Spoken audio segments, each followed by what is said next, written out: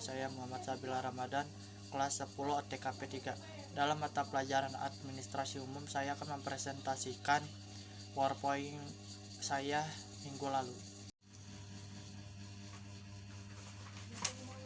Dari materi minggu lalu, saya akan mempresentasikan pengenalan administrasi umum dan jenis fungsi administrasi. Yang pertama, pengertian. Administrasi dapat diartikan dalam arti sempit dan dalam arti luas.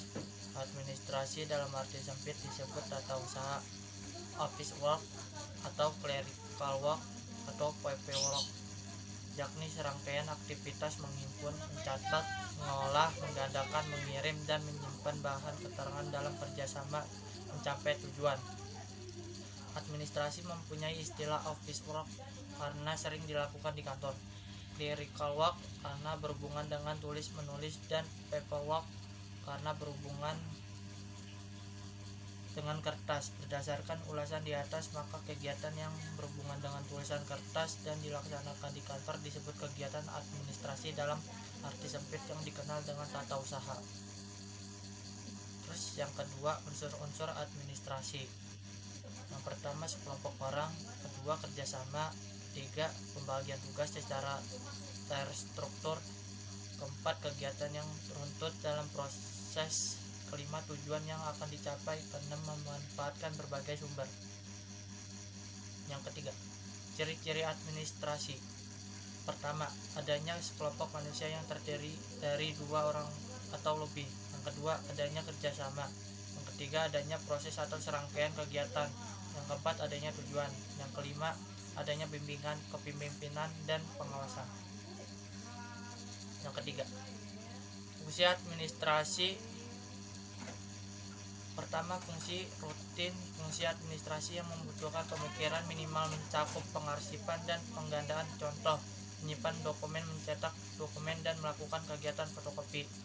Yang kedua, fungsi teknis. Fungsi administrasi yang membutuhkan pendapat, keputusan, dan keterampilan perkantoran yang memadai, contoh penggunaan peralatan kantor. 3. Fungsi analisis. Fungsi administrasi yang membutuhkan pemikiran yang kritis dan kreatif disertai kemampuan mengambil keputusan, contoh kegiatan melakukan inovasi produk atau jasa. Yang keempat, jenis-jenis administrasi. Administrasi publik. Administrasi publik atau administrasi negara adalah suatu bahan bahasa ilmu sosial yang mempelajari tiga elemen penting kehidupan bernegara yang meliputi lembaga legislatif, yudikatif, dan eksekutif, serta hal-hal yang berkaitan dengan publik yang meliputi kebijakan publik, manajemen publik, administrasi pembangunan, tujuan negara, dan etika yang mengatur penyelenggaraan negara.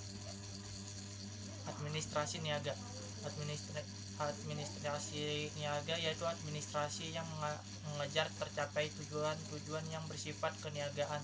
Administrasi niaga dijalankan oleh setiap manajer dalam suatu organisasi, bisnis, atau niaga. Administrasi pembangunan. Administrasi pembangunan yaitu proses pengendalian usaha oleh negara atau pemerintah untuk merealisasikan pertumbuhan yang direncanakan ke arah suatu keadaan yang dianggap lebih baik dan kemajuan di dalam berbagai aspek kehidupan bangsa. Administrasi lingkungan hidup. Administrasi lingkungan hidup yaitu proses kegiatan yang dilakukan pemerintah dan masyarakat dengan tujuan berwawasan lingkungan dan tidak mengesampingkan kualitas manusia, penguasaan iptek, serta kualitas lingkungan serasi, selaras, dan seimbang. Pengelolaan lingkungan hidup adalah upaya terpadu untuk melestarikan fungsi lingkungan hidup meliputi kebijaksanaan, penataan, pemanfaatan, pengembangan, pemeliharaan, pemulihan, pengawasan, dan pengendalian lingkungan. Jenis-jenis. Yang kelima, jenis-jenis administrasi perkantoran. Pertama, administrasi kepegawaian. Yang kedua, administrasi keuangan. Yang ketiga, administrasi sarana prasarana. Yang keempat, administrasi hubungan masyarakat.